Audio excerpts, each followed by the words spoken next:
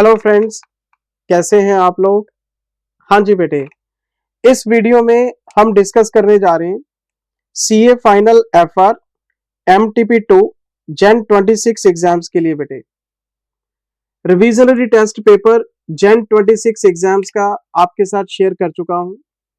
MTP1 Gen 26 exams का आपके साथ शेयर कर चुका हूं और आज हम इसको कंप्लीट करेंगे। आज हमारा MTP2 है और ये बात सारे बच्चे जानते हैं कि हर एग्जाम से पहले एक आरटीपी 2 MTP आते हैं। तो टोटल 3 डॉक्यूमेंट ICAI रिलीज करता है, 2 हम डिस्कस कर चुके, ये थर्ड है अपना। और इसका फॉर्मेट एज यूजुअल वही है जो आपके फाइनल एग्जाम्स का है। इसका जो पार्ट 1 है वो आपका MCQ बेस्ड है 30 मार्क्स का। आपका जो पार्ट 2 है ये डिस्क्रिप्टिव है 70 मार्क्स का, 100 मार्क्स का आपका पेपर है। अब आपके दिमाग में एक ही चीज कि जिंदल सर इस MTP में कुछ नया है क्या। तो मैं आपको एक बात बोलना चाहता हूं कि MCQ तो हम डिस्कस करेंगे। मैं MCQ का डिस्कशन हमेशा कराता हूं, चाहे आपने किया हो चाहे ना किया हो।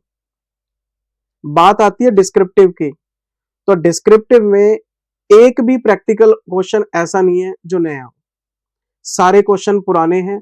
मैं क्लास बुक की क्वेश्चन की नंबरिंग बताऊंगा कि ये क्वेश्चन हमने यहां पढ़ा हुआ है, आपको दोबारा पढ़ने की जरूरत नहीं है। जो क्वेश्चन क्लास में कर लिए हमने या आपने होमवर्क में कर लिए, उन पे दोबारा मत्था मारने का तो कोई सेंस ही नहीं बनता बेटे। तो बात सिर्फ इतनी सी है कि MCQ पढ़ेंगे, डिस्क्रिप्टिव सारे पुराने हैं। एक और बात, डिस्क्रिप्टिव में एक क्वेश्चन आया है फाइनेंशियल इंस्ट्रूमेंट का, फॉरवर्ड कॉन्ट्रैक्ट्स का, मतलब डेरिवेटिव्स का। उसमें एक एंट्री में गलती है, वो ठीक करानी है मुझे, क्योंकि वो पास्ट एग्जाम का क्वेश्चन है और इन्होंने MTP में एंट्री गलत पास कर रखी है। वो एंट्री मैं आपको करेक्ट कराऊंगा और मैं आपको एग्जाम का क्वेश्चन भी चेक कराऊंगा कि सजेस्टेड में ये आंसर था, MTP में ये आंसर है। इनके अपने आंसर ही खुद ही कॉन्ट्राडिक्टरी हो जाते हैं, बच्चे कंफ्यूज हो जाते हैं कि यार ये करना है ये करना है, ये खुद ही कॉन्ट्राडिक्ट करते रहते हैं। वो करेक्शन करानी है आपको, बस दैट्स इट। कितना टाइम लगेगा?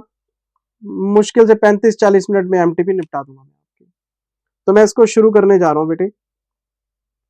ये हमारा फर्स्ट पार्ट है, ये हमारा फर्स्ट पार्ट है MCQs का। ये हमारे केस सिनेरियो बेस्ड MCQs है 30 मार्क्स के। Part 1 is compulsory case scenarios. ये पहला केस है बेटे, मैं इसको पढ़ना शुरू करता हूं। क्या कहता है जी क्वेश्चन? ये जो लाइनें हैं यहां तक की, ये नॉलेज के लिए आप पढ़ लेना, इनसे हमारा कोई लेना देना नहीं। मैं सीधा मुद्दे की बात करता हूं। Z limited owns 2 vehicles on 1 July X1। कितने इनके पास व्हीकल्स हैं? 2 हैं। और कब है? 1 जुलाई X1 को।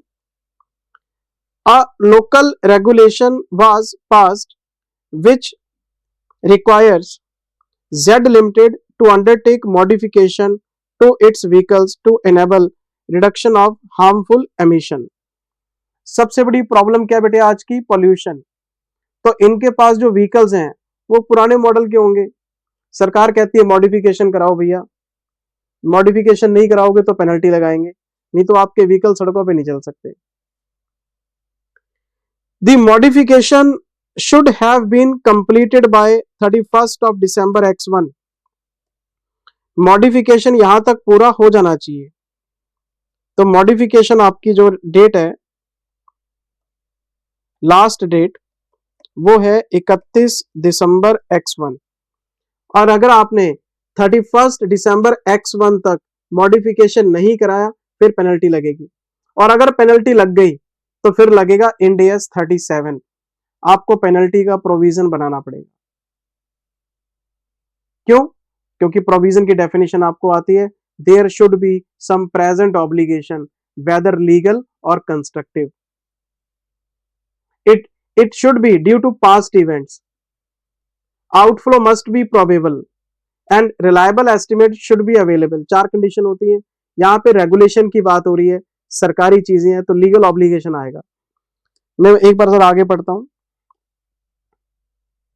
Eight an estimated cost to Z of 20 lakh rupees. Modification पे 20 लाख रुपए लगेंगे। 31 दिसंबर तक मॉडिफिकेशन करा लो और मॉडिफिकेशन में लगेंगे 20 लाख रुपए। और मेरे पास व्हीकल्स हैं कब, 1 जुलाई को, तो मेरे पास 6 महीने का टाइम है, मुझे 6 महीने के अंदर अंदर मॉडिफिकेशन करा लेना चाहिए। क्वेश्चन ये कहता है आपसे, एक्चुअली बाय 31 मार्च X2, लो जी अगला साल आ गया, ये तो 3 महीने निकल गए, मॉडिफिकेशन करानी है दिसंबर में, हम खड़े हैं मार्च में, 3 महीने और निकल गए। None of the vehicles had been modified, modification कराया नहीं, although they continue to be use, और यूज भी कर रहे हैं, मतलब सरकारी तंत्र की धज्जियां उड़ाई जा रही हैं। कहते हैं देख लेंगे, it is quite likely that Z Limited will have to pay a penalty of 2 lakh rupees per month for the illegal usage of the vehicle। 2 lakh रुपए महीने की पेनल्टी है सर, ये जो आप व्हीकल यूज कर रहे हो, तो आपने कितने महीने यूज कर लिया है, 3 महीने, तो 2 लाख रुपए महीने की पेनल्टी है, 3 महीने के लिए 6 लाख रुपए हो गए आपके। विल हैव टू पे लग गया, पेनल्टी का चार्ज लग गया इनके ऊपर। The directors of Z intend to carry out the modification only at the end of March X3।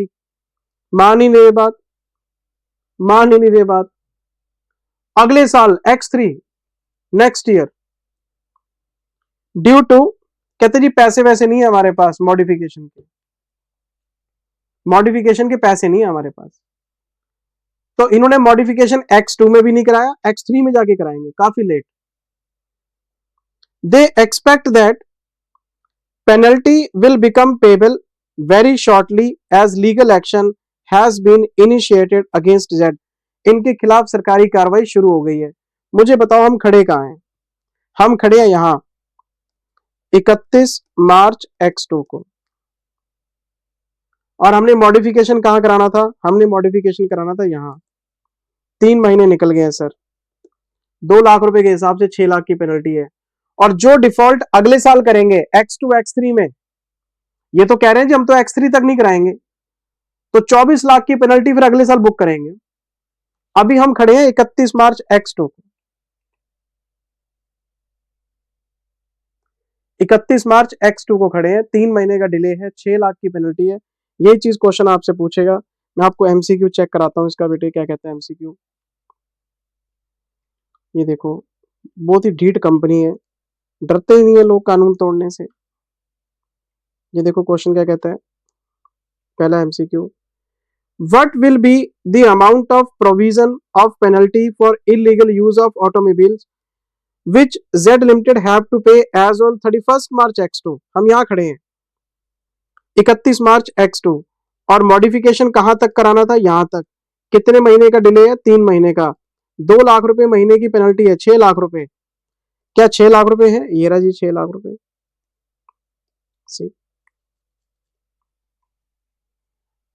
अब बच्चा कहता है सर नहीं, पेनल्टी तो 30 लाख की होनी चाहिए, 6 लाख तो ये हो गए, 24 लाख अगले साल के हो गए। There should be some present obligation, पहले डिफॉल्ट तो होने दो, हम 31 मार्च पे खड़े हैं, यहां तक का डिफॉल्ट हो गया, लाइबिलिटी अराइज हो गई, बना दो प्रोविजन। अगले साल जब डिफॉल्ट करेंगे तभी तो लाइबिलिटी बुक करूंगा प्रोविजन की, अगले साल जब डिफॉल्ट होगा उसका वेट तो करो, अगले साल की पेनल्टी का प्रोविजन मैं अभी कैसे बना दूं, हो सकता है मॉडिफिकेशन बीच में करा लें। तो अगर अगले महीने एक और डिफॉल्ट होता है, फिर 2 लाख का प्रोविजन, फिर डिफॉल्ट होता है, फिर 2 लाख का प्रोविजन, पर अभी तो मैं 31 मार्च तक ही सोच रहा हूं ना, तो 6 लाख का आपका प्रोविजन बनना चाहिए। There should be some present obligation whether legal और कंस्ट्रक्टिव, तो आपका लीगल ऑब्लिगेशन 31 मार्च X2 तक का पूछा है, तो X2 तक का तो 6 लाख ही बनता है आपका। हो गया एमसीक्यू। तो ये क्वेश्चन आपका था इंडियस 37 का। अच्छा जी सर, मैं अगले क्वेश्चन में जा रहा हूं, एक और पैराग्राफ है मेरे पास बेटे, एक और पैराग्राफ है, उसको भी पढ़ लेते हैं, क्या कहता है क्वेश्चन। 1 अप्रैल X1, मैं लिख लेता हूं, डेट्स बड़े इंपॉर्टेंट होते हैं। Z Limited issues 1 lakh loan notes of 5 each at par, 1 lakh bond है, 5 रुपए का एक है, 5 लाख के बनते हैं। अच्छा, the loan notes entitle the holders for an interest payment of 8% per annum. 8% का इंटरेस्ट है तो 40,000 रुपए पर एनम इंटरेस्ट भी जाएगा। ये आपका एक्चुअल इंटरेस्ट है। 5 लाख का प्रिंसिपल है, 40,000 का आपका इंटरेस्ट है।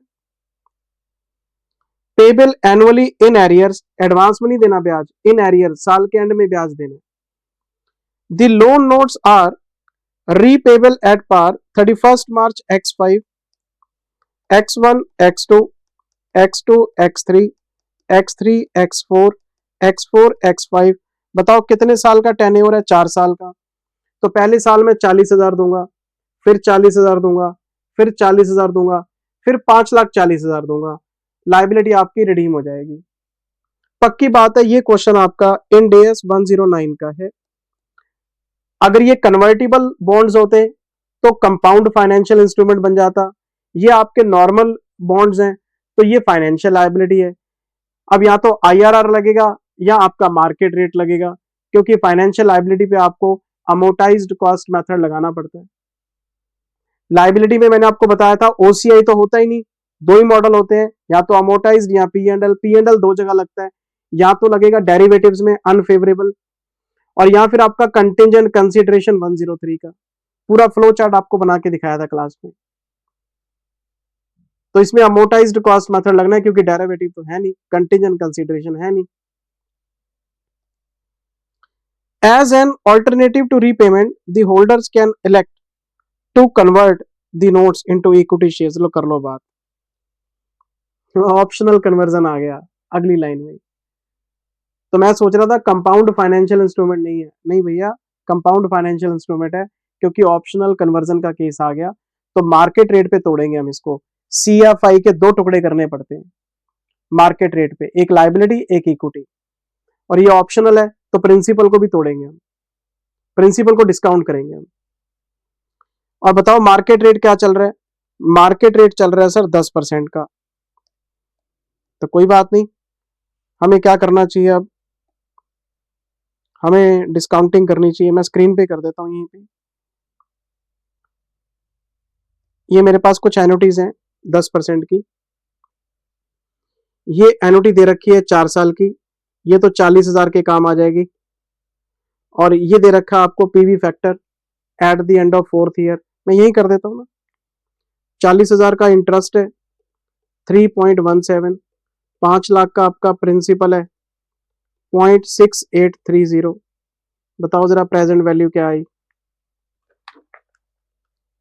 तो 40,000 का 3.17, 1,26,800 तो ये बनता है, और ये बनता है जी 3,41,500। टोटल बताओ कितना बनता है? 468,300। अगर आपका 5 लाख का नेट प्रोसीड हो तो लाइबिलिटी बनती है 468,300, और इक्विटी बनती है आपकी 31,700। हमने CFI को तोड़ लिया, और अब आपको पता है लाइबिलिटी पे क्या होगा। लाइबिलिटी फिर हम टेबल बनाते हैं। 468,300 हम इसमें ऐड करेंगे मार्केट रेट, माइनस करेंगे एक्चुअल रेट, फिर बैलेंस आएगा, फिर प्लस करेंगे मार्केट रेट, माइनस करेंगे एक्चुअल रेट, बैलेंस आ जाएगा।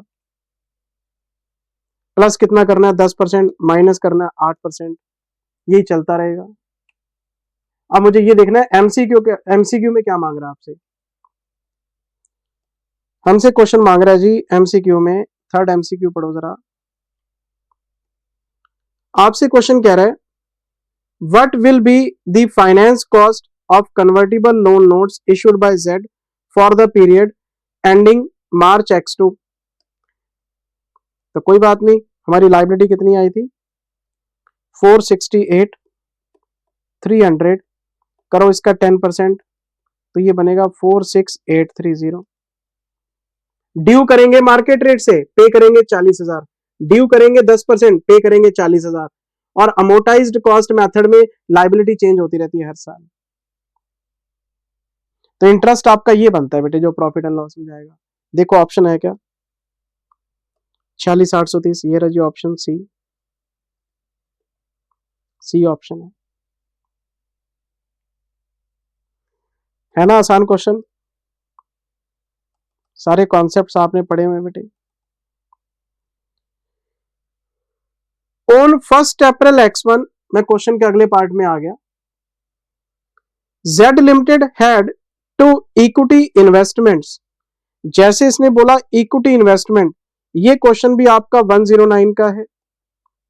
और जो आपका इक्विटी इन्वेस्टमेंट है ये फाइनेंशियल एसेट है। फाइनेंशियल एसेट के 3 पार्ट मैंने आपको कराए थे। पहला होता है डेट एसेट्स। डेट एसेट्स में क्या लगता है, BM1, BM2, BM3 plus CCFC। फिर आते हैं इक्विटी इन्वेस्टमेंट, इस पे 2 मॉडल होते हैं, या तो ये हेल्ड फॉर ट्रेडिंग होगा या फिर ये नॉट हेल्ड फॉर ट्रेडिंग होगा। अगर हेल्ड फॉर ट्रेडिंग है तो P&L मॉडल लगता है। इस पे 2 ऑप्शन होते हैं, OCI और P&L। और ये जो OCI है ये इररेवोकेबल होता है आपका। OCI हमेशा इररेवोकेबल अगर इक्विटी में है। अगर डेट वाला OCI वो रिसाइकलेबल होता है। पूरी बात आपको फ्लो चार्ट में समझाई हुई है, ढेरों क्वेश्चन कराए हुए हैं। अब इनके पास इक्विटी इन्वेस्टमेंट है, अगर इस पे OCI लग गया तो वो इररेवोकेबल है। एक बात और बताई थी कि फेयर वैल्यूएशन के लिए OCI हो सकता है, लेकिन जो इनकम आपको मिलेगी, इंटरेस्ट डिविडेंड जो भी आपको मिलेगा, वो हमेशा P&L में जाता है। इनकम पे मॉडल नहीं लगता कभी भी। सारे नोट्स आपकी कॉपी में लिखे हुए हैं बेटे। मुझे जरा पढ़ाने दो, क्या कहता है क्वेश्चन। कितने इन्वेस्टमेंट है, 2 हैं sir. That it designated as fair value through other comprehensive income. लो जी, लग गया OCI। OCI लग गया। OCI इररेवोकेबल है इक्विटी में, इन अकॉर्डेंस विद 109। ठीक है जी। ये पहली इन्वेस्टमेंट है K। Z ने पैसा लगाया K में। बताओ इसकी ओरिजिनल कॉस्ट कितनी है, 30,000। और पिछले साल हम कहां खड़े हैं, हम खड़े हैं 31 मार्च X2 को, और ये बता रहा है 31 मार्च X1 पिछले साल। ये इसको 37,500 शो कर चुका है। ये प्रीवियस ईयर की कहानी है। तो इसने 7,500 रुपए OCI में डाल दिए होंगे प्रीवियस ईयर में। हमें कुछ नहीं करना, पुरानी बात है ये। अब आते हैं फेयर वैल्यू करंट ईयर में।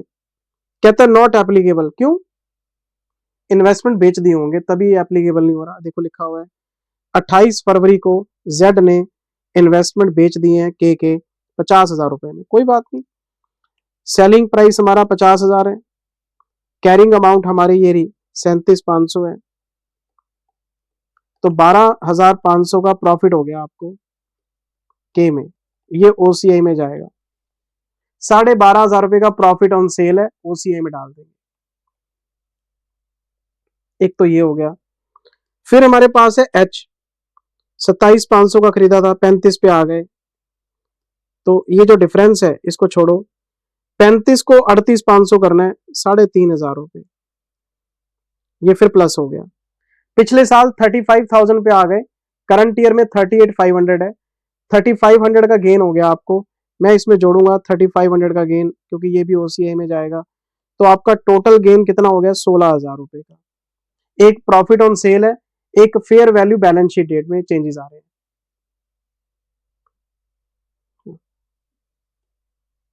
And shown a profit on sale as a part of investment income. ठीक है जी। Apart from recording the receipt of dividend income, no other entries have been made in the financial statement this for this. कहते हैं income की entries ये डाल चुका है, बस ये फेयर वैल्यू चेंजेस और सेल की एंट्री डालनी है आपने। तो आपसे क्वेश्चन मांग क्या रहा है, कहते हैं calculate the amount which should be shown in OCI for the period ending this equity investment. 16,000 रुपए, ये रहा ए। कहता बताना जरा OCI में कितने पैसे जाएंगे आपके करंट ईयर में। तो 12,500 रुपए सेल का प्रॉफिट है और 3,500 रुपए फेयर वैल्यू गेन है। 16,000 रुपए जाने OCI में, क्योंकि आपके इक्विटी इन्वेस्टमेंट OCI के थ्रू जा रहे हैं और OCI इररेवोकेबल है, ये प्रॉफिट एंड लॉस में नहीं जा सकता। तो 3 क्वेश्चन है।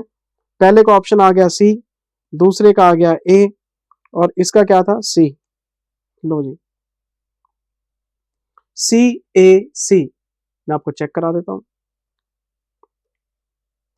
CAC, ये रहा जी, CAC। आपके 3 क्वेश्चन कंप्लीट हो गए। तो 2 मार्क्स के होते हैं, 3 क्वेश्चन है, 6 नंबर आपके पक्के हो गए। पहला केस सॉल्व हो गया, बच्चों वाला केस था बेटे। अच्छा, मैं आता हूं जी सेकंड केस में। आओ sir. C limited is preparing its financial statements for the year ended March एक्स4। अब ध्यान रखना, अब आपकी बैलेंस शीट बन रही है मार्च एक्स4 की, ये बैलेंस शीट बना रहे हैं हम।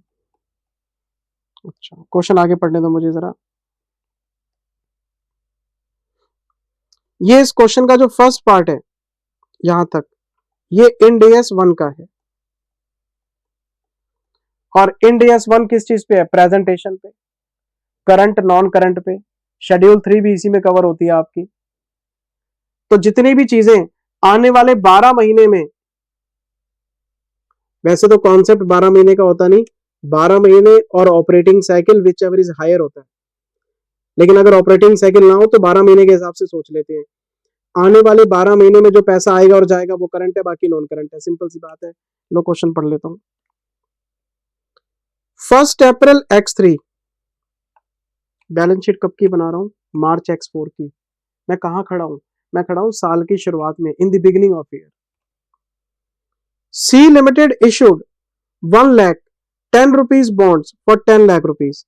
मेरे 10 लाख के बॉन्ड है, 10 लाख रुपए के बॉन्ड है, तो लाइबिलिटी है। On 1 April each year, interest at the fixed rate of 8% per year is payable on outstanding capital amount of the bonds. That is, the first payment will be made on 1 April X4। लो कर लो बात। ये बात कर रहे हैं interest की, 8% की। मुझे एक बात बताओ, 10 लाख का प्रिंसिपल है, 8% इसका रेट है, 80,000 रुपए बन गया। ये इंटरेस्ट है आपका। ये कब देना है? 1/4 X4 को देना सर, लिखा हुआ है साफ साफ। पहली पेमेंट 1/4 X4 को जाएगी। फर्स्ट पेमेंट आपकी 1 अप्रैल X4 को जाएगी। मैं बैलेंस शीट कहां की बना रहा हूं? 31 मार्च X4 की। अगले दिन ही मुझे पेमेंट करनी है, वेरी नेक्स्ट डे। तो मुझे बताओ, जो 80,000 का इंटरेस्ट मुझे पे करना है वो क्या मानूं मैं? वो करंट है कि नॉन करंट है? करंट आएगा, करंट लायबिलिटी में जाएगा ये 80,000 रुपीज। मुझे और पढ़ने दो। On 1 April each year, 1 April X4, balance sheet के अगले दिन, C limited has contractual obligation to redeem 10,000 bonds of 10 rupees. लो जी कर लो बात। 10 लाख के बॉन्ड है, लाख रुपए आपको देने इंस्टॉलमेंट्स में। तो मेरे पास अगर 10 लाख की लाइबिलिटी है, इसमें से 1 लाख तो मुझे देने हैं यहां, और जो बाकी के 9 लाख हैं वो आपके जाएंगे यहां। तो इसको मैं क्या मानूंगा? करंट।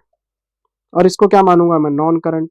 जो पेमेंट 12 महीने बाद जानी है वो नॉन करंट है। तो ये आपको क्वेश्चन में बताना है कि कौन कौन सा करंट है, कौन कौन सा नॉन करंट है। तो 80,000 का इंटरेस्ट आपका करंट लायबिलिटी है। 1 लाख रुपए की इंस्टॉलमेंट जो आपने चुकानी है, ये भी आपका करंट लायबिलिटी है। और जो बाकी के 9 लाख बचेंगे वो नॉन करंट है। तो आपसे बोलता है बताओ इसको कैसे शो करेंगे हम? बताओ कौन सी बैलेंस शीट में? यहाँ ये कोई क्वेश्चन है बेटे? बताओ। एमसीक्यू देखते हैं जरा, देखो एमसीक्यू में क्या कहता है। State which of the following statement is correct with respect to the bonds issued by C on 31 March X4। आपको करेक्ट स्टेटमेंट ढूंढनी है। कहते रहिए ये जो 10 लाख रुपए हैं इसको नॉन करंट में शो कर दो, गलत बात। ये जो 10 लाख रुपए हैं जी इसको करंट में शो कर दो, ये भी गलत बात।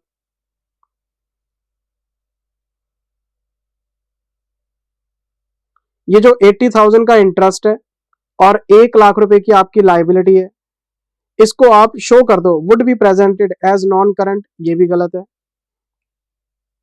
80,000 और 1 लाख दोनों ही करंट है, बाकी के 9 लाख आपके नॉन करंट है। लो उल्टा बता रहा है, कहता 9 लाख को करंट दिखा दो। क्या उल्टी बातें कर रहा है? बताओ। पक्की बात है, ये आंसर होगा आपका। मैं चेक करा देता हूँ। 80,000 rupees interest and 1 lakh rupees installment would be presented as current liabilities while 9 lakh rupees would be presented as non current liability. Option A सही है सर, ऑप्शन ए। ये क्वेश्चन है बेटे, बताओ, ये तो इंटर का बच्चा भी सॉल्व कर देगा। मुझे जरा क्वेश्चन में वापस आने दो, मैं सेकंड पार्ट में आ गया। ये इसका सेकंड पार्ट है, इंड AS 115, और आपको ये बताना है कि ट्रांजैक्शन प्राइस कितना माने हम। ये मेरी क्लास बुक का क्वेश्चन है, वैसे तो सारे क्लास बुक के हैं लेकिन MCQ में करा देता हूं। आपको ये बताना है रेवेन्यू कितना है, ट्रांजैक्शन प्राइस कितना है। आओ, C limited sells a piece of machinery to the customer for 2 million payable in 90 days। 2 million का मतलब कितना हो गया, 20 लाख रुपए, और पैसा कितने दिन में आना है, 90 दिन में आना है सर। आगे क्वेश्चन पढ़ते हैं जरा। C is aware at contract inception, जिस दिन कॉन्ट्रैक्ट साइन हो रहा है उसी दिन सी को पता है, सी अवेयर है कॉन्ट्रैक्ट इंसेप्शन पे क्या, that the customer might not पे द फुल कॉन्ट्रैक्ट प्राइस। इसको पहले पता है कि ये 2 million देगा नहीं, और मैंने आपको इंडिया 615 में 5 स्टेप मॉडल कराया था, उसमें पहला स्टेप था contract, identification of contract. 5 step कौन कौन से थे, identification of contract, identification of performance obligation, identification of transaction price, allocation of transaction price, और रेवेन्यू रिकॉग्निशन। तो कॉन्ट्रैक्ट आइडेंटिफिकेशन की आखिरी कंडीशन क्या थी कि अल्टीमेट कलेक्शन हो जाएगा, जितने पैसे आपने लेने हैं वो मिलने चाहिए आपको।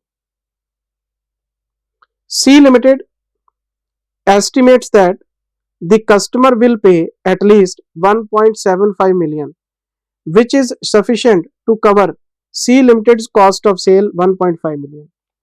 इसको लगता है कि कस्टमर ये देगा ही नहीं, कस्टमर देगा बस इतने रुपए,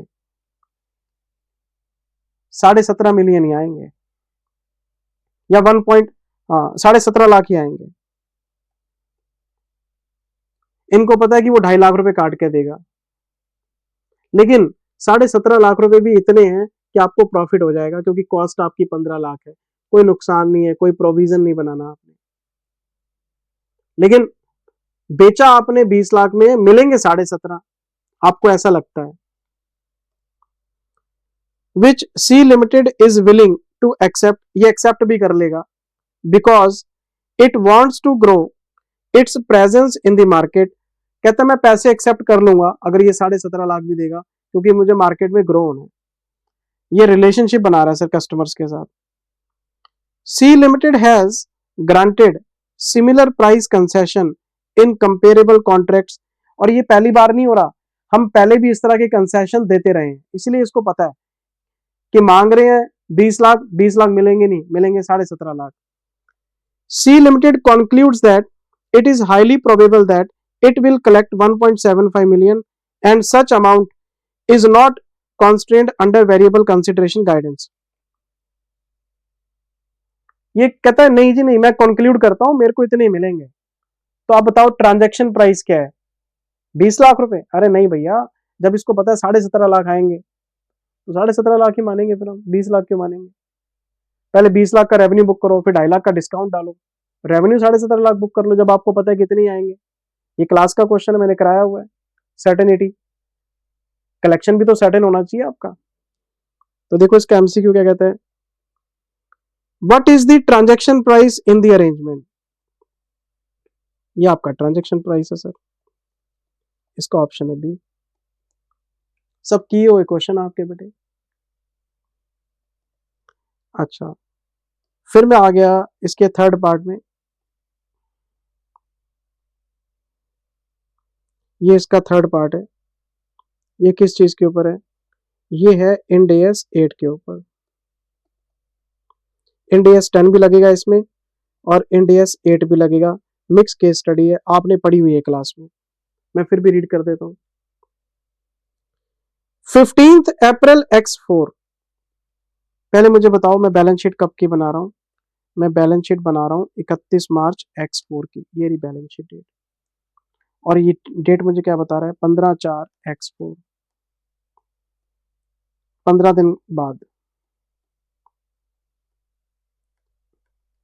जैसे ही मैं बैलेंस शीट के आगे जाता हूं, इंड एस 10 लागू हो जाता है, events after balance sheet date. अगर कोई भी इवेंट बैलेंस शीट डेट के बाद लेकिन अप्रूवल से पहले आपकी नॉलेज में आ जाता है, अप्रूवल से पहले आप एडजस्ट कर सकते हैं। अब ये देखना पड़ेगा क्या नॉलेज में आया इनके। The company discovers a significant fraud. ओहो, बैलेंस शीट के 15 दिन बाद ही इनके फ्रॉड पकड़ में आ गया। That actually occurred during the financial years X1 X2, लो कर लो बात, X1 X2 X2 X3 X3 X4। बताओ फ्रॉड कब पता लगा, 3 साल बाद। अब मैं आपसे एक बात पूछना चाहता हूं, फ्रॉड आपकी नॉलेज में आया बैलेंस शीट के बाद, लेकिन फ्रॉड कौन से साल से रिलेट करता है, X1 X2 से, थर्ड बैलेंस शीट का कॉन्सेप्ट। पहली बात तो ये एडजस्टिंग इवेंट है, क्योंकि बैलेंस शीट डेट को कंडीशन एग्जिस्ट करती थी, फ्रॉड तो हो चुका, हम उसको कैरी फॉरवर्ड कर रहे हैं, तो बैलेंस शीट डेट को एग्जिस्ट करता था, फ्रॉड यहां पे भी है, यहां पे फ्रॉड एग्जिस्ट करता है, तो एडजस्टिंग इवेंट है। अब आते हैं इंड एस 8 में। इंड एस 8 क्या कहता है, हम इसको रीस्टेट करेंगे, इसको रीस्टेट करेंगे और थर्ड बैलेंस शीट बनाएंगे, क्योंकि आपका जो फ्रॉड है इसका इंपैक्ट आ रहा है किस चीज पे, पिछले साल से भी पहले पे। अगर कोई पीपीआई है, अकाउंटिंग मिस्टेक, अगर कोई चेंज इन पॉलिसी है, उसका इंपैक्ट सिर्फ प्रीवियस ईयर तक है, तो थर्ड बैलेंस शीट नहीं बनाते, प्रीवियस ईयर से भी पहले का इफेक्ट है तो थर्ड ईयर बैलेंस शीट बनाते हैं हम। तो रेट्रोस्पेक्टिव आपको करना पड़ता है। तो पहली बात तो एडजस्टिंग है, दूसरी बात इसको रेट्रोस्पेक्टिव बेसिस पे करना पड़ेगा आपको। मैं करंट ईयर में खड़ा होके रेट्रोस्पेक्टिवली इसको एडजस्ट करूंगा, ये इसका आंसर है। मैं आपको एमसीक्यू चेक कराता हूं, ये देखो, ये अब आपसे पूछेगा लॉजिकली,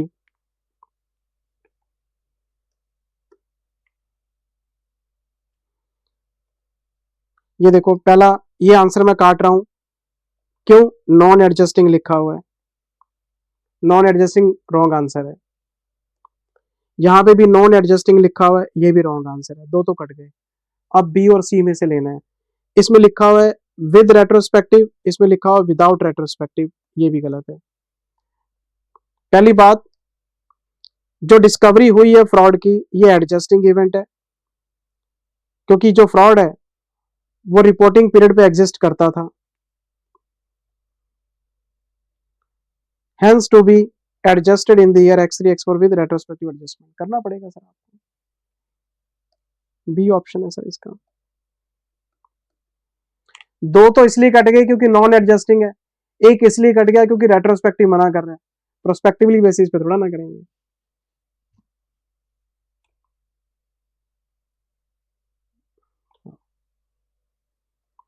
फिर हमारे पास एक और क्वेश्चन है सर,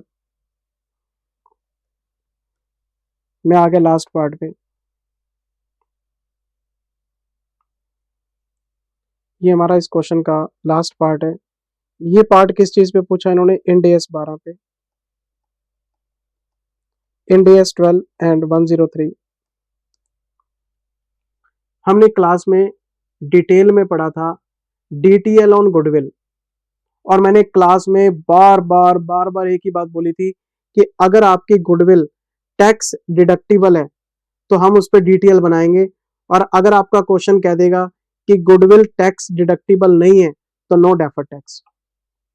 बाकी एसेट्स और लायबिलिटीज पे हम डेफर टैक्स बना लेते हैं, गुडविल छोड़ देते हैं।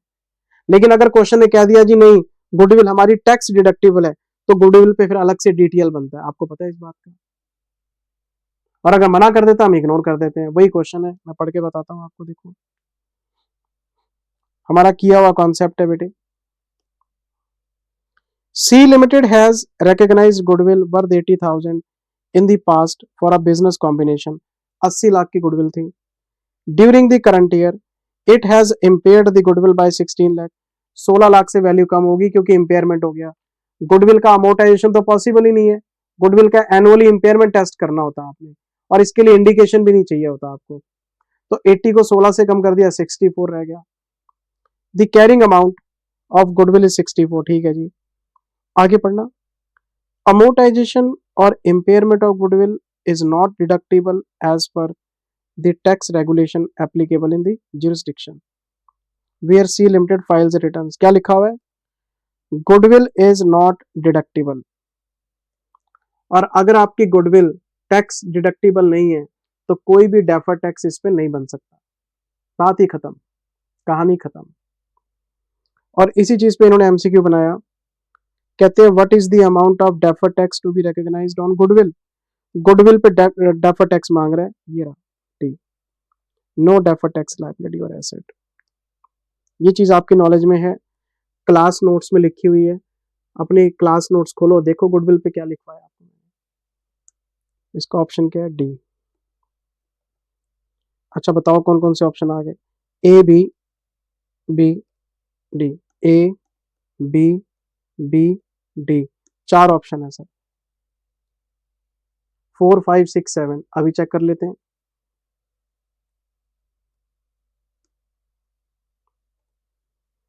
यहां तक तो हम आ ही गए थे, 4 5 6 7 यहां तक,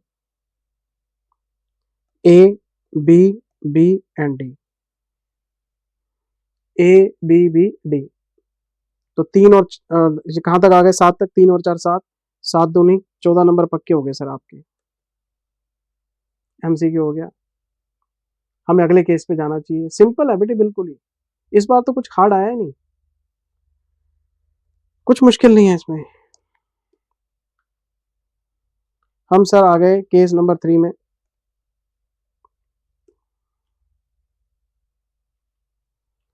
हम आ गए सर केस नंबर 3 में।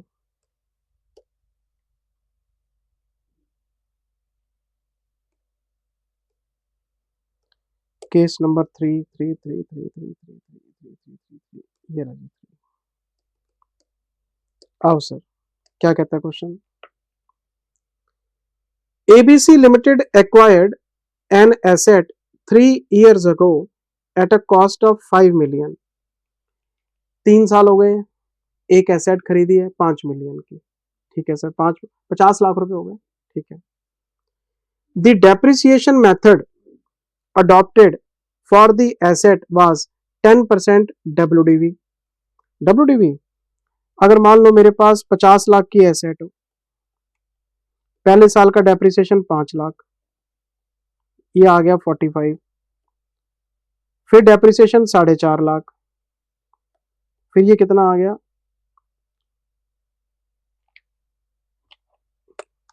45 लाख माइनस 10%, ये आ गया जी 40 लाख 50 हजार। फिर डेप्रिसिएशन 4 लाख 5 हजार, अब कितना आ गया? 3645। ये मेरी कैरिंग अमाउंट है आफ्टर 3 इयर्स। मुझे जैसा क्वेश्चन ने बोला मैंने करके देखा कि 3 डेप्रिसिएशन कैसे लगेंगे WDV बेसिस पे। अब आगे क्वेश्चन क्या कहता है जी? At the end of year 3, यहां पे खड़ा हूं मैं, यहां पे। ठीक है। ABC Limited estimates that the remaining useful life of the asset is 8 years। इसकी रिमेनिंग लाइफ है 8 साल। अच्छा। And decides to adopt SLM from that date. लो कर लो बात। पहले WDV लगा रहा है, अब SLM पे आ गया। इसको बोलते हैं change in method of depreciation. In day 16 सबने पढ़ा हुआ है। Change in method of depreciation को हम चेंज इन एस्टिमेट मानते हैं और प्रोस्पेक्टिवली बेसिस पे डील करते हैं। तो कोई बात नहीं, पास्ट में आपने लगाया होगा आपने WDV, अब आपको SLM में जाना है, कुछ नहीं करना। 3645 लो, इसको 8 साल से डिवाइड करो, तो ये डेप्रिसिएशन आपका रिवाइज होके आएगा। ये आपका अब रिवाइज्ड डेप्रिसिएशन है प्रोस्पेक्टिवली बेसिस पे। चेंज इन एस्टिमेट ऐसे चलते हैं, साल्वेज वैल्यू चेंज हो जाए, एस्टिमेटेड लाइफ चेंज हो जाए, डेप्रिसिएशन का मेथड चेंज हो जाए, प्रोस्पेक्टिवली बेसिस पे डील करते हैं। इंडिया 16 में पढ़ा हुआ बच्चों वाला क्वेश्चन है। अब आपसे पूछेगा डेप्रिसिएशन बताना, यानी ये जो क्वेश्चन मैंने आपको कराया, ये क्वेश्चन आपका इंडिया 16 का है। देखो क्वेश्चन क्या कहता है, क्वेश्चन कहता है जी आप हमें डेप्रिसिएशन बताना जरा,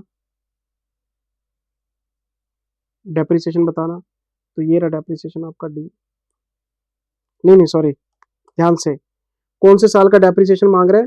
ये मांग रहा है ईयर 3 का। ओहो, ईयर 3, ये भी बड़ी प्रॉब्लम है। ये 1 साल, ये 2 साल, ये 3 साल, ये रहा तीसरे साल का डेप्रिसिएशन। तो तीसरे साल का डेप्रिसिएशन है 4,05,000। और फिर आपसे क्वेश्चन मांग रहा है 9th में, कहते हैं calculate the depreciation for year 4। Year 4 में ये रहा जी, ईयर भी ध्यान से पढ़ना पड़ेगा, कहीं बाद में पता लगे कैलकुलेशन 4 की करा रहा है, एमसीक्यू में 3 मांग रहा है, प्रेजेंस ऑफ माइंड से गलती कर गए। ईयर 3, ईयर 4, ये रहा आपका ईयर 3 और ये रहा ईयर 4। अच्छा जी, 2 एमसीक्यू हो गए। एक का ऑप्शन आ गया सी और इसका ऑप्शन आ गया डी। डेप्रिसिएशन पे आ गया क्वेश्चन। अच्छा, मैं जरा आगे चलता हूँ। ये क्वेश्चन तो हो गया आपका, मैं बोर्ड साफ कर रहा हूँ।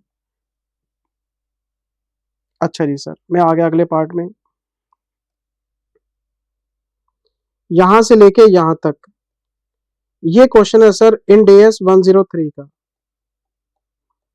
और ये क्वेश्चन है प्री एग्जिस्टिंग रिलेशनशिप का, और ये क्वेश्चन बेटे मेरा क्लास में कराया हुआ।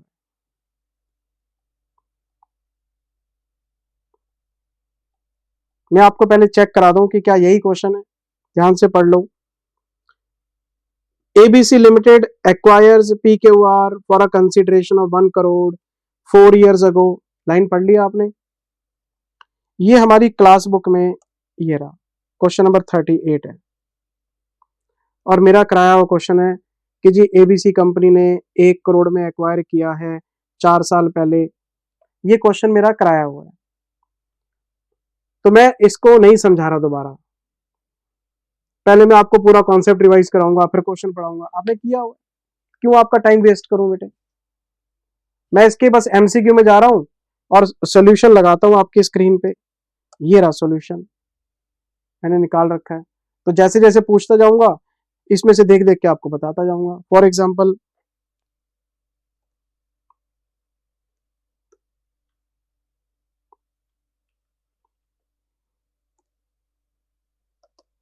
देखो क्वेश्चन में एमसीक्यू में क्या मांग रहा है आपसे। ये 10th है, 10वां क्वेश्चन है। At what value the license would be recognized by ABC as a part of business combination. आपको ये बताना है कि बिजनेस कॉम्बिनेशन में ये जो लाइसेंस है कितने रुपए में रिकॉर्ड होगा। ये रहा answer, recognition of reacquired right, an intangible asset will be recognized at 450 on acquisition date। 4.5 lakh रुपए पे रिकॉर्ड होगा, तो ढूंढो ऑप्शन में है 4.5 लाख रुपए। ये रहा जी 4.5 लाख रुपए।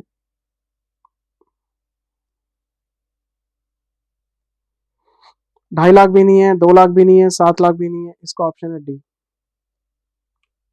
मैं जरा आगे पढ़ता हूं, मैं पहले 12वां क्वेश्चन कराता हूं आपको, 11वां इसके बाद कराता हूं। What would be the amount of purchase consideration.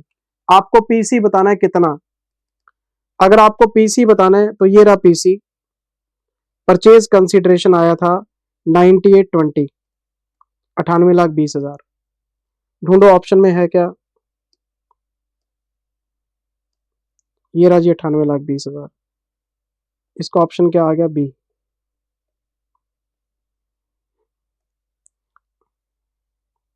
इसका ऑप्शन आ गया बी। एक क्वेश्चन रह गया, ये 11वां question. What would be the gain और loss on settlement of the licence. आपको नफा नुकसान बताना है सेटलमेंट का, और मैंने क्लास में एक बॉक्स बना के यहाँ पे स्पेशली एक नोट लिखवाया हुआ है, पहले पढ़ो। मैंने क्लास में लॉस निकलवाया था 30,000 का, मैंने लॉस निकलवाया था 30,000 का, और मैंने लिखवाया था in study material ICI has transferred 180 in P&L, which is wrong. Please do not WhatsApp on this point. मैं अपनी क्लास बुक को स्टडी मैट से 99.99% मैच करके बैठा हूं। मैंने गलतियों को ठीक कराना बंद कर दिया। जब से ये नया कोर्स आया है, मैंने इंस्टीट्यूट की किसी गलती को ठीक नहीं किया। अगर आपके स्टडी मैट में लिखा है 2 जमा 2 3, तो मैं भी कहता हूं 2 जमा 2 3, लेकिन जब ये बिल्कुल ही ब्लंडर कर देते हैं, मेरे हाथ खड़े हो जाते हैं। सर, इक्का दुक्का मैंने गलतियां ठीक कराई हैं। अब मैंने बोला है कि इंस्टीट्यूट ने स्टडी मैट में 180 बोला है और इन्होंने क्वेश्चन स्टडी मैट से उठाया, तो ये तो 180 बोलेंगे। हमारा 30 आता है, ये 180 बोलेंगे। तो सर क्या करना चाहिए? अब इस क्वेश्चन को याद कर लेना। अगर एमसीक्यू में आ गया तो 180 पे टिक मारनी है, ये तो नंबर नहीं देगा आपको। ये 1 नंबर के गधे हैं बेटे, ये अपने आंसर्स पे अड़े हुए हैं। इन्होंने तो बच्चे के वर्डिंग के नंबर काट लिए थे, 2 नंबर। कैसे? इंटरेस्ट कॉस्ट बोलो या अनवाइंडिंग कॉस्ट बोलो, डीकमीशनिंग लायबिलिटी में एक ही बात है। बच्चे ने क्या करा? अनवाइंडिंग कॉस्ट लिख दिया, नंबर काट के कहता है यहाँ पे तो इंटरेस्ट आना, तो तुमने अनवाइंडिंग लिखा है, 2 नंबर कट गए। मैंने इस बार की आरटीपी पढ़ी, आरटीपी में खुद अनवाइंडिंग कॉस्ट लिख रहा है। बच्चा जाए तो जाए किधर, टीचर जाए तो जाए किधर, गधे बिठा रखे पेपर चेक करने वाले। उस गधे को इतना नहीं पता भी ये बच्चा पता नहीं कैसे तैयारी करके यहां तक पहुंचा है, और तू इसके नंबर काट रहा है। एक एक नंबर की वैल्यू है फाइनल में। अब एज अ टीचर मैं तो ये बोलूंगा ना यार, आरटीपी एमटीपी में कभी अनवाइंडिंग लिखता है, कभी ब्याज, जो मर्जी लिख लो यार, एक ही बात है। और पेपर में सिलेस्टेड में लिखा होता है इंटरेस्ट, बच्चे ने लिख दिया नंबर काट दिया उसको 2 नंबर। बताओ, हद है यार। बच्चा कह रहा है जिंदल सर क्या लिखूं मैं खुद कंफ्यूज हूं यार, आपको क्या बताऊं, ये क्या कर रहे हैं, गधे हैं 1 नंबर के। इनकॉम्पिटेंट लोग बैठे हैं, इनकॉम्पिटेंट। पता नहीं पेपर चेक करने के लिए कॉपी पकड़ दे क्यों, जब गाली देने को मन करता है बस इनको, और कुछ नहीं है बेटे। बस ये ऑनलाइन है, टीचर वाली मर्यादा रखनी पड़ती है, ऑफलाइन होती है मैं गाली दे देता इनको मुंह पे। ये सालों कर क्या रहे हो तुम? ये बच्चे के नंबर काट रहे हो।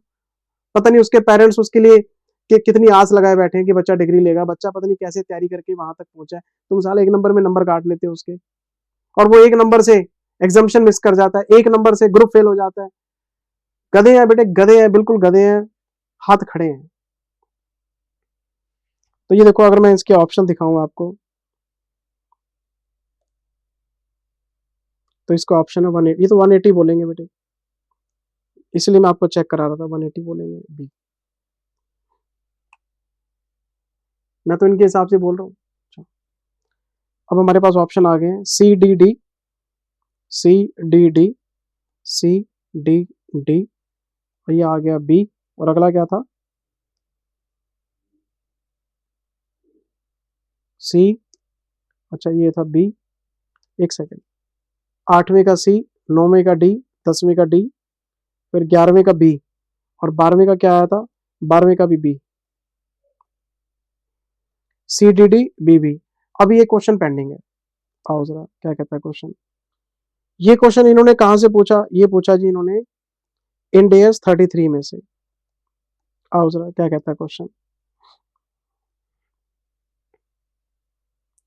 Net profit attributable to ordinary share holders 12 लाख रुपए। लो जी, बना बनाया ईएई है आपका, क्योंकि लिखा हुआ है ordinary share holders. Equity share holder के लिए जो प्रॉफिट आता है उसको ईएई बोलते हैं, सब कुछ कट कटा के। बस वेटेड एवरेज से डिवाइड करना आपने। अच्छा, weighted average number of share क्या बता रहे हैं? 1.5 लाख है जी। अगर मैं 12 लाख को डिवाइड करता हूँ 1.5 लाख से, तो मेरा बेसिक ईपीएस आ जाएगा। बताओ कितना आया? तो ये आ जाएगा 8। चलो क्वेश्चन आगे बढ़ते हैं। 6% convertible debenture of 10 lakh each, convertible into 20 shares. अब जब ये बोलते हैं ना कन्वर्टिबल डिबेंचर्स, तो डाइल्यूटेड ईपीएस का कॉन्सेप्ट आ जाता है। तो डाइल्यूटेड ईपीएस में आपको पता है, आपको यहाँ पे सेविंग प्लस करनी है और यहाँ पे शेयर का इंक्रीज प्लस करना है। मुझे बताओ कितने के डिबेंचर हैं? 10 लाख के। रेट क्या है? 6%। 60,000 का तो ब्याज हो गया, और टैक्स का रेट कितना है? 25% माइनस 25%, तो 45,000 हो गया। ये 45,000 रुपये यहाँ जोड़ देंगे हम। Interest saving net of tax. एक डिबेंचर के कितने शेयर बनाने हैं? 20। 1000 रुपए का एक है, हाँ, तो 10 लाख है। 1000 रुपए का एक है, तो 20 से मल्टीप्लाई करेंगे 20,000 हो जाएंगे, तो यहाँ 20,000 प्लस हो जाएंगे, यहाँ इंटरेस्ट प्लस यहाँ एक इनके पास है कोई डिविडेंड एरियर्स में, और ये क्यूमुलेटिव प्रेफरेंस शेयर होल्डर्स हैं, ये नहीं लेना। क्यों नहीं लेना? क्यूमुलेटिव प्रेफरेंस शेयर्स पे डिविडेंड एनुअली बेसिस पे लेते हैं हम। अगर क्यूमुलेटिव प्रेफरेंस शेयर हो तो एनुअली चलते हैं। छोड़ो ना, ई गिवन है। अगर आपको क्वेश्चन में ई गिवन है तो डिविडेंड सब एडजस्टेड होगा, हमें कुछ नहीं करना। बस इतना क्वेश्चन है, आपसे डायलूटेड ईपीएस मांगेगा, निकाल देंगे। देखो क्वेश्चन क्या मांग रहा है। क्वेश्चन मांग रहा है 13th क्वेश्चन में, what should be the amount to be added. कितनी अमाउंट ऐड करें? किसमें? न्यूमरेटर में। न्यूमरेटर ऊपर वाला अमाउंट, तो उसमें तो ब्याज ऐड होगा। 60,000 का ब्याज है, नेट ऑफ टैक्स के 45,000, ये ऐड होगा जी 45,000। अच्छा, आपसे ईपीएस नहीं मांग रहा ना ना ना, आपसे बता रहा है, कहता न्यूमरेटर में कितना ऐड होगा? 45,000 ऐड होगा, और क्या होगा? 60,000 माइनस टैक्स रेट। इसका ऑप्शन भी क्या है? बी। ये तो सारे बी चल रहे हैं, C D D B B B B. अच्छा,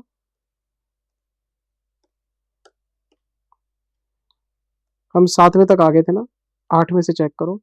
सी डी डी, फिर बी, फिर बी, फिर बी, यहां तक। 13 क्वेश्चन हो गए बेटे, 26 नंबर के एमसीक्यू हो गए आपके। 2 क्वेश्चन रह गए, एक 14 और एक 15। आओ देखते हैं जरा 14 15 में क्या कहता है। पहले 14 तो देखते हैं, ये किस चीज पे है? ये है इंड AS 101 पे।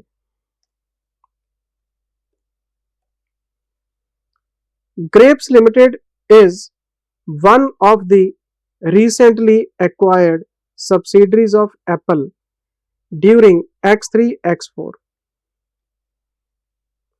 करंट ईयर में कोई सब्सिडरी एक्वायर की है सर इन्होंने। Grapes limited had to adopt Ind AS for the first time 31 March X3। Transition phase का क्वेश्चन है। ये जो होल्डिंग कंपनी है इसको अडॉप्ट करने हैं इंड AS कब? 31 मार्च X3 को। तो आपको पता है हमें कंपैरेटिव भी तैयार करने पड़ेंगे। हमें यह भी पता है कि कंपैरेटिव सीधे तैयार नहीं होते, तो ट्रांजिशन डेट निकालनी पड़ेगी इसमें। तो ट्रांजिशन डेट सबको पता है, इन द बिगिनिंग ऑफ, इतना कुछ पढ़ के आए हो बेटे, इन the beginning of comparative year. तो कंपैरेटिव ईयर का बिगिनिंग बनता है ये है ट्रांजिशन डेट आपकी, ये करंट ईयर बनता है X2 X3, प्रीवियस ईयर बनता है X1 X2। तो इन the beginning of comparative year हमारी ट्रांजिशन डेट होती है। मैंने ट्रांजिशन डेट निकाल ली, मुझे क्वेश्चन आगे पढ़ने तो जरा क्या कहता है। With 1 April X1 as the date of transition. यार बताओ, हम खुद एनालाइज कर रहे हैं, ये खुद ही बता रहे हैं। चलो कॉन्सेप्ट ही रिवाइज हो गया। As at 31 March X1 the value of raw material inventories was incorrectly reported due to an error। हमारी ट्रांजिशन डेट है ये, तो हमारी बैलेंस शीट है ये, इसको यहां लेके आना है। ठीक कह रहा हूं ना मैं?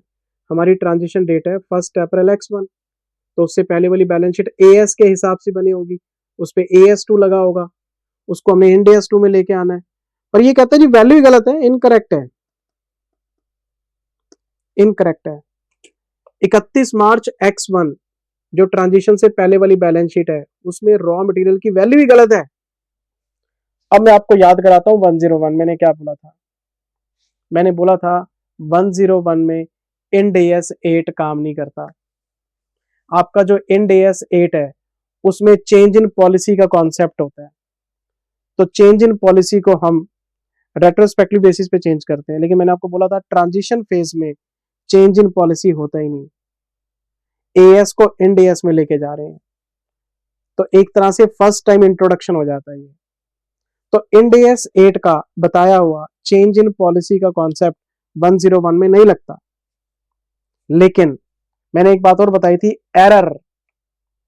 अगर आपके अकाउंटिंग स्टैंडर्ड वाली स्टेटमेंट्स में गलतियां हैं, एरर है, तो वो ट्रांजिशन फेज से अलग है। एरर का रेक्टिफिकेशन अलग से होगा, ट्रांजिशन अलग से करेंगे। जो आपका ट्रांजिशन है वो चेंज इन पॉलिसी को तो रिप्लेस कर सकता है, लेकिन एरर्स को थोड़ा ना रिप्लेस करेगा।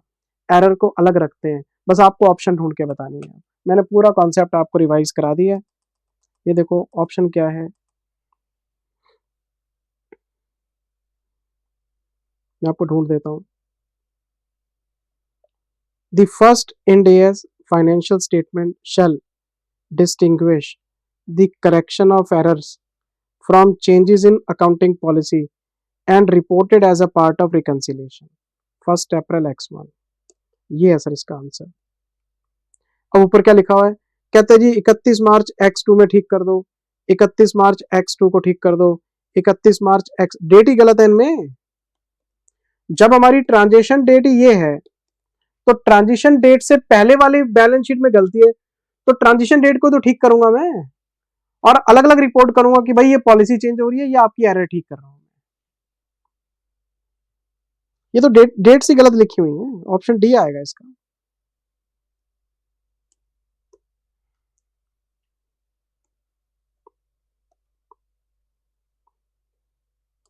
अच्छा जी, अब कौन सा क्वेश्चन रह गया, ये तो बच्चों वाला क्वेश्चन है जी, ये तो बच्चों वाला क्वेश्चन है, आर्टिफिशियल इंटेलिजेंस पे पूछेगा। Artificial intelligence and machine learning are technologies that enable computers to learn and perform tasks without being programmed to do so. They are having a significant impact on accounting profession. AI और machine learning हमें पता है, आप एक बार option में आओ। जो benefit हमें होते हैं इसमें से, आपको बेनिफिट बता रहा है ये, एआई का बेनिफिट, मशीन लर्निंग का बेनिफिट बता रहा है। कहता है जी डेटा एंट्री अपने आप हो जाती है, बिल्कुल ठीक कह रहा है। फ्रॉड का डिटेक्शन, बिल्कुल ठीक कह रहा है, अगर कोई गलती होगी तो बता देगा। फाइनेंशियल फोरकास्टिंग, बिल्कुल ठीक कह रहा है, बजट्स बना सकते हो आप। इसमें जो सेकंड पॉइंट है डेटा प्रिवेसी, ये नहीं हो सकती। एआई और मशीन लर्निंग में डेटा प्रिवेसी नहीं हो सकती। अगर डेटा प्रिवेसी होगी तो फिर प्रोसेसिंग कैसे होगी आपकी। और ये आपसे पूछेगा कि बताओ इसमें से कौन सा अवेलेबल नहीं है, कौन सा अवेलेबल नहीं है, 2 डेटा प्रिवेसी नहीं होती इसके अंदर, डेटा प्रिवेसी नहीं होती। अकाउंट्स डिपार्टमेंट का कोई भी बंदा किसी भी इंफॉर्मेशन को एक्सेस कर सकता है। ये आपके एमसीक्यू है बेटे। फिर आ गया डिस्क्रिप्टिव पार्ट इसका। अच्छा इसका आंसर तो देख लो, हाँ डी है, ये देख लो। चलो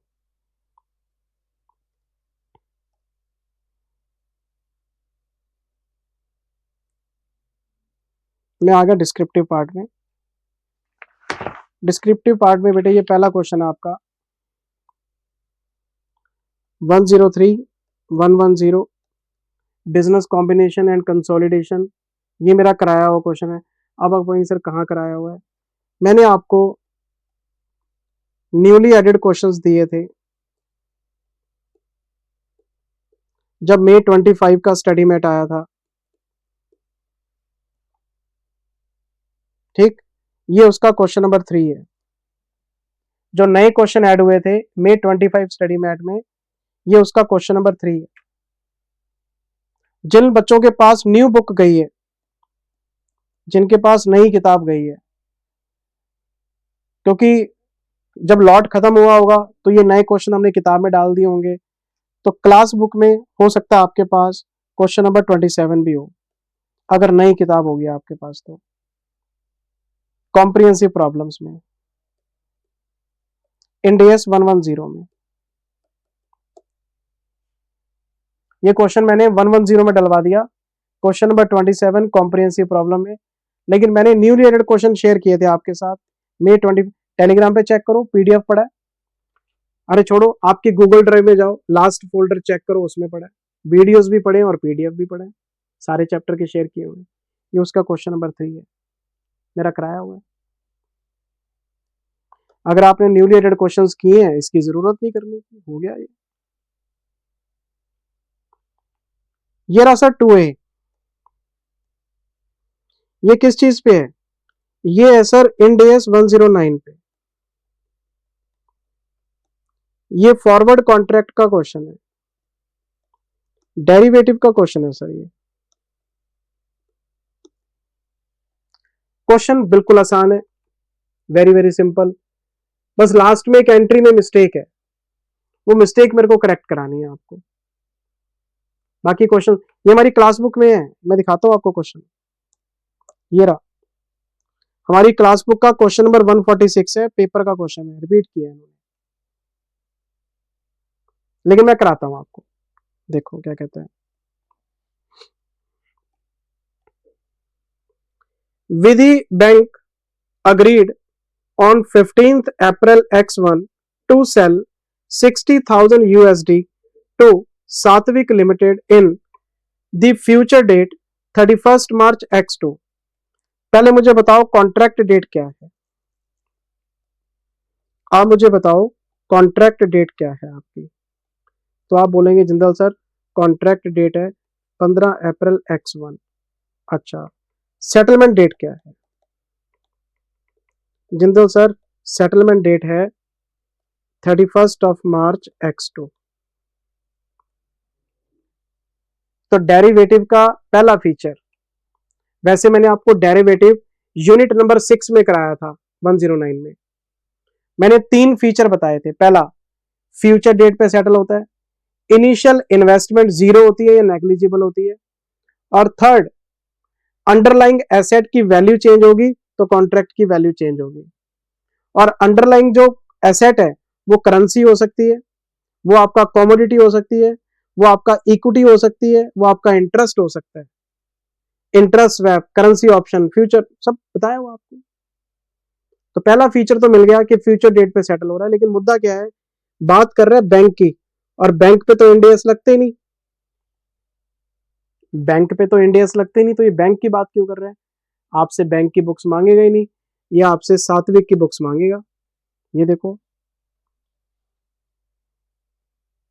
आपसे सात्विक की बुक्स मांगेगा, आपसे बैंक की बुक्स मांग ही नहीं सकता जब उस पर इंड AS नहीं लगते। बैंक ने $60,000 बेचने हैं। अगर बैंक $60,000 बेचेगा तो सात्विक खरीदेगा, तो डॉलर को परचेज करने का आपका कॉन्ट्रैक्ट है। मैंने यूनिट नंबर 6 में एक सैम कंपनी वाला क्वेश्चन कराया था, वो भी यही था। क्लास बुक का क्वेश्चन नंबर 146 है, ये भी यही है। बैंक बेचेगा, सात्विक खरीदेगा, तो आप सात्विक के एंगल से सोचो। $60,000 खरीदने का कॉन्ट्रैक्ट है। अगर महंगा खरीद लिया तो लॉस है, सस्ता खरीदेंगे तो गेन है। आगे पढ़ने दो। For a rate equal to 82.4, लो कर लो बात। $60,000 हमने खरीदे और 82.4 में खरीदे, ये मुझे पेमेंट करनी पड़ेगी। पेमेंट टू बी मेड, हमारा रेट लॉक हो गया है 82.4। बस हम क्या करेंगे, अब वैल्यूएशन करते रहेंगे, मार्केट में क्या रेट है, मार्केट में क्या रेट है, चेक करते रहेंगे। अच्छा, ये एक तरह से कौन सा कॉन्ट्रैक्ट हो गया? ये सर फॉरवर्ड कॉन्ट्रैक्ट हो गया आपका। ये आपका फॉरवर्ड कॉन्ट्रैक्ट हो गया, क्योंकि रेट फिक्स कर दिया आपने। अगर ये फ्यूचर कॉन्ट्रैक्ट होता तो उसमें हैजिंग नहीं होती, इसमें हैजिंग है। आपको $60,000 चाहिए, आपको लगा मार्केट का रेट बढ़ ना जाए, आपने ₹82.40 पे डॉलर लेके रख लिए, तो जो फॉरवर्ड कॉन्ट्रैक्ट है वो आपका डेरिवेटिव है। अच्छा, क्वेश्चन आगे क्या कहता है? Vidhi bank did not receive any amount upon entering into the agreement. कोई पैसा नहीं लिया हमने, तो जब कोई पैसा नहीं लिया, इसका मतलब इनिशियल इन्वेस्टमेंट 0 है। एक और फीचर मिल गया आपको। तो फ्यूचर डेट पे सेटल होगा, पैसे वैसे भी नहीं आ रहे, तो क्या ये डेरिवेटिव है? बिल्कुल डेरिवेटिव है। और करेंसी का रेट फ्लक्चुएट भी होता है। तो ये क्वेश्चन का फर्स्ट पार्ट हो गया। कहता है बताओ, एनालाइज करो विद रीजन कि ये जो एग्रीमेंट है क्या ये डेरिवेटिव है? बिल्कुल है। तो डेरिवेटिव की डेफिनेशन लिख देना, वो 3 फीचर लिख देना और बोल देना हाँ जी डेरिवेटिव है। ये तो हो गया बच्चों वाला काम। मुझे कुछ और बताना आपको। अब ये आपको एडिशनल इंफॉर्मेशन दे रहा है, forward rate and spot rate. मुझे स्पॉट रेट नहीं पढ़ना।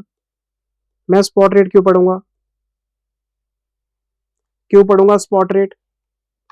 स्पॉट रेट पढ़ूंगा सेटलमेंट के टाइम पे। क्यों पढ़ूंगा स्पॉट रेट? मुझे तो डेरिवेटिव की वैल्यूएशन करनी है, और डेरिवेटिव किसको बोलते हैं? फॉरवर्ड को। तो फॉरवर्ड की वैल्यू पढ़ो ना। मुझे तो फॉरवर्ड कॉन्ट्रैक्ट की वैल्यू करनी है, तो मैं फॉरवर्ड के रेट पढ़ूंगा। और मुझे क्वेश्चन ये साफ साफ कहता है कि क्वार्टरली बेसिस पे बना रहा है स्टेटमेंट सी। ध्यान से पढ़ना, क्वार्टरली बेसिस पे, हर 3-3 महीने बाद। तो पहली क्वार्टर कब बनेगी? जून में। अप्रैल में जून पहली क्वार्टर, जुलाई अगस्त सितंबर, अक्टूबर नवंबर दिसंबर, जनवरी फरवरी मार्च। मार्च में तो सेटलमेंट ही आ जाएगी। तो मैं आपको ये फॉरवर्ड की वैल्यू पढ़ा रहा हूँ, प्लीज केयरफुली पढ़ लेना प्लीज। 15 अप्रैल को फॉरवर्ड चल रहा है 82 रुपये 40 पैसे का। बिल्कुल ठीक कह रहा है, हमने 82.40 में लिया है, खरीदने का कॉन्ट्रैक्ट है डॉलर को। लेकिन 30 जून आया सर, 30 जून को रेट हो गया 82 रुपये 10 पैसे। ओ तेरी, रेट गिर गया। अब मुझे बताओ, हमने डॉलर कितने में खरीदा हुआ है? 82.4। मार्केट में कितने का मिल रहा है फॉरवर्ड? 82.1। तो 30 पैसे आपने महंगा खरीद लिया। अगर $60,000 है और 30 पैसे महंगा खरीद के बैठे हो, अगर आपने फॉरवर्ड नहीं लिया, आज फॉरवर्ड लेते तो आज फॉरवर्ड मुझे 82 रुपये 10 पैसे का मिलता है। मैं तो 82.40 पे खरीद के बैठा हूँ, 30 पैसे मैंने महंगा खरीदा है। $60,000 पे 30 पैसे के हिसाब से 18,000 का फटका हो गया, लॉस बुक करना चाहिए।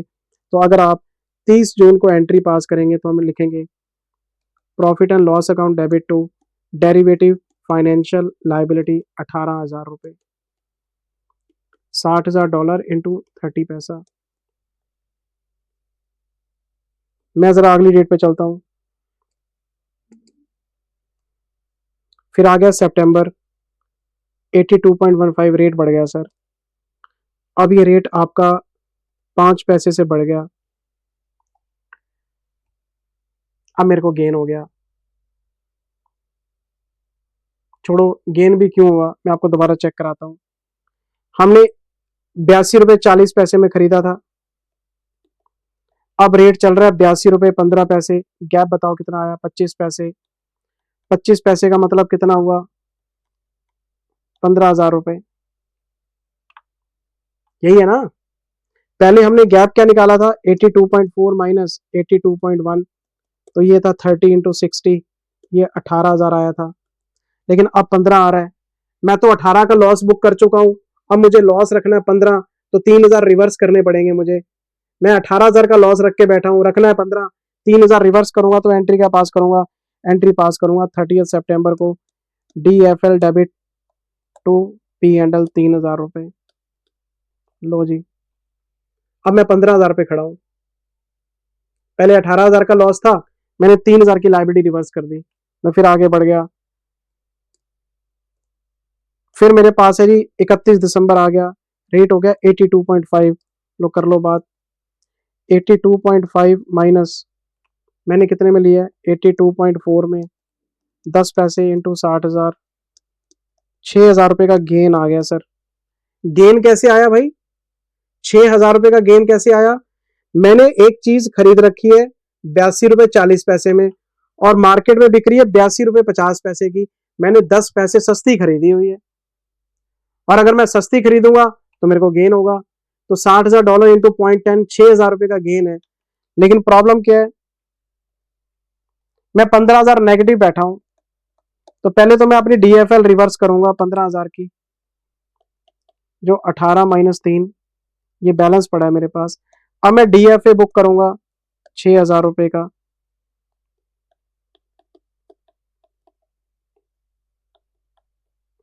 अगर आप 6,000 रुपये गेन में आना चाहते हैं तो पहले 15,000 जो नेगेटिव बैठे उसको उल्टा घुमाओ, फिर 6,000 पॉजिटिव आओ।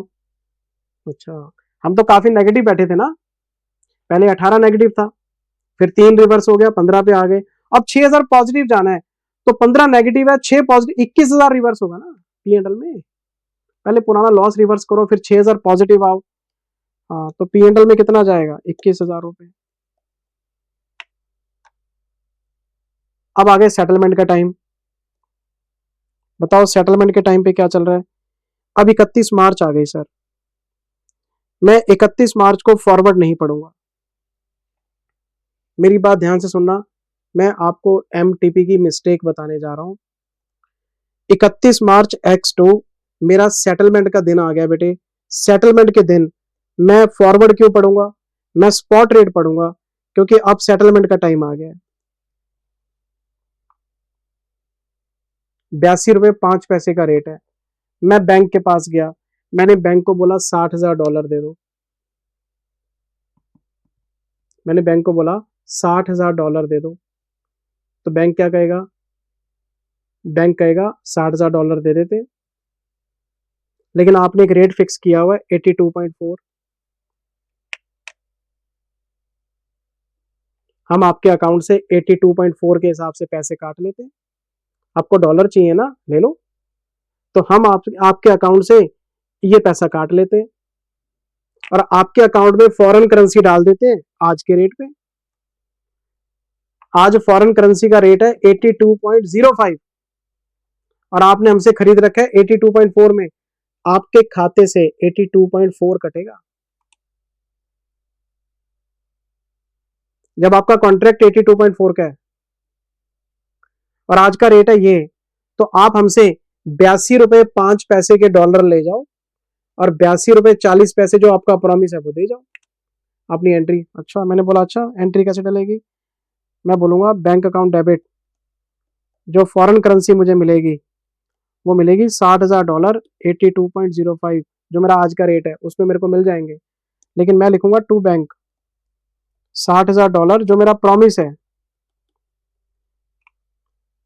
ये मेरे अकाउंट से कट जाएंगे। एक मेरा DFA $6,000 का मुझे कैंसिल करना है। अब इस एंट्री में जो डिफरेंस आएगा वो P&L में चला जाएगा। अच्छा, ये कितना बनता है? 60,000 इंटू 82.4 4944 बनता है सर। अब मैं दिखाता हूँ MTP में क्या गलती की है इन्होंने। मैं बताता हूँ इन्होंने क्या गलती की है। MTP में इन्होंने जो गलती की है बेटे, वो एंट्री में की है। इन नालायकों ने क्या किया, ये सारी एंट्रीज ठीक हैं जितनी भी हैं, यहाँ पे ये जो टू कैश लिखा हुआ है 82, ये गलत है। 82.4 कटेगा अकाउंट से। आपका प्रॉमिस का डेट है 82.4। 82 कैसे ले लिया? 82 कैसे ले रहे हैं? 82 ले रहे हैं, ये फॉरवर्ड ले लिया नालायकों ने। बताओ, ये थोड़ा ना लेना है। आपने $60,000 ₹82.40 में खरीदे, तो ₹82.40 दो, फॉरवर्ड क्यों लेगा वो 82 का? आपको ₹82.40 देने ही पड़ेंगे, जो आपका प्रॉमिस है। खत्म हो गई बात। इस एंट्री में गलती है, जो भी डिफरेंस आएगा बैलेंसिंग फिगर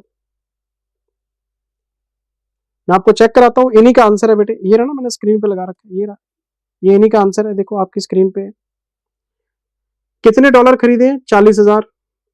किस रेट पे खरीदे हैं? 65 पे। 65 पे खरीदे हैं ना, तो 65 देने पड़ेंगे आपको। ये रहा इसका आंसर।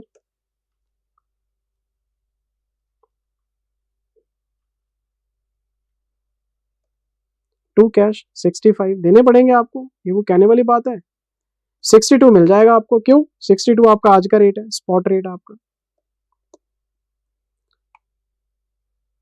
65 दे आए, 62 ले आए। स्पॉट रेट के हिसाब से आपको डॉलर मिल जाएंगे, आपके खाते से प्रॉमिस के हिसाब से कट जाएंगे पैसे। और अगर आप ये कैश टू कैश की एंट्री नहीं दिखाना चाहते तो सीधी बात करो, आप सीधी बात करो क्या कि जी 65 माइनस 62, ₹3 का लॉस है आपको। 1,20,000 का लॉस आना चाहिए P&L में आपका, ₹3 का फटका लग गया आपको। तो जो पुराना डीएफ है, पुराना डीएफएल, उसको भी रिवर्स कर देंगे। ऐसे थोड़ा ना होता है बेटे। अगर आपका प्रॉमिस 65 का तो आपको 65 तो देने ही पड़ेंगे। ये देखो, ये पुराना डीएफए पड़ा था इनके पास 24,000 का, तो 24,000 ये हटाना है, एक 20 का लॉस है, एक 44 पीएनएल में चला गया। अरे छोड़ो ना सारी चीजें, मैं मिस्टेक आपको बता रहा हूं तो मान लो आप बात। अब मेरे को व्हाट्सएप मत करना आप, मैंने भी पढ़ा होगा, मैं ऐसा तो है नहीं सीधा मुंह उठाया रिकॉर्डिंग करना शुरू कर दिया। मैंने पहले पढ़ा होगा, एमटीपी को स्टडी किया होगा, मुझे कुछ गलत लगा होगा, फिर मैंने किताबें खोली होंगी, रेफर किया होगा, 4 जगह से पढ़ा होगा, क्योंकि कोई भी चीज बोलने से पहले सोचना पड़ता है।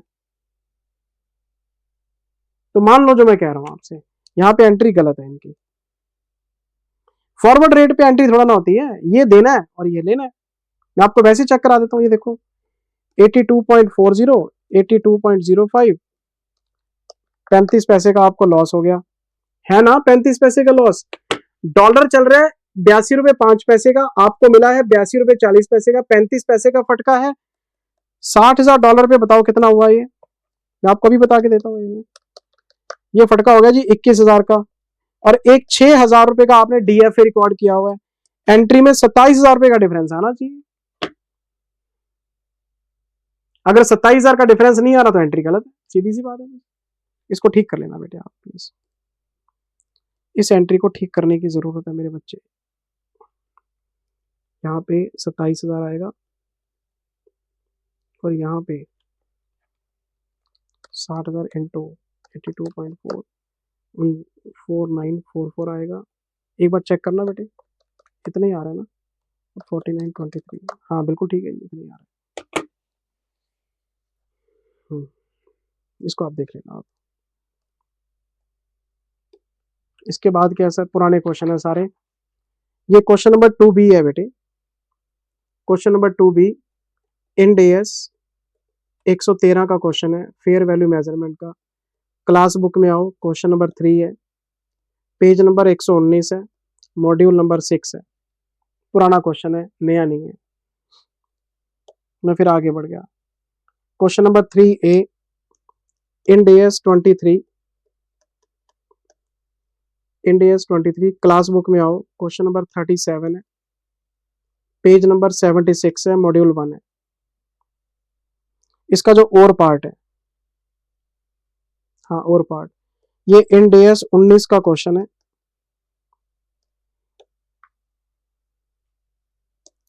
ये इंड एएस 19 का क्वेश्चन है, क्लास बुक में आओ, क्वेश्चन नंबर 28 है, पेज नंबर 302 है, मॉड्यूल 1।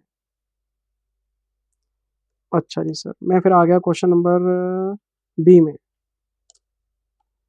ये इंड एएस 21 का क्वेश्चन है, क्लास बुक में आओ, क्वेश्चन नंबर 18 है, पेज नंबर 14 है, मॉड्यूल 2 है। सेल ऑफ फॉरेन ऑपरेशन वाला क्वेश्चन है इसमें, एफसीटीआर को डिरिकॉग्नाइज करने वाला।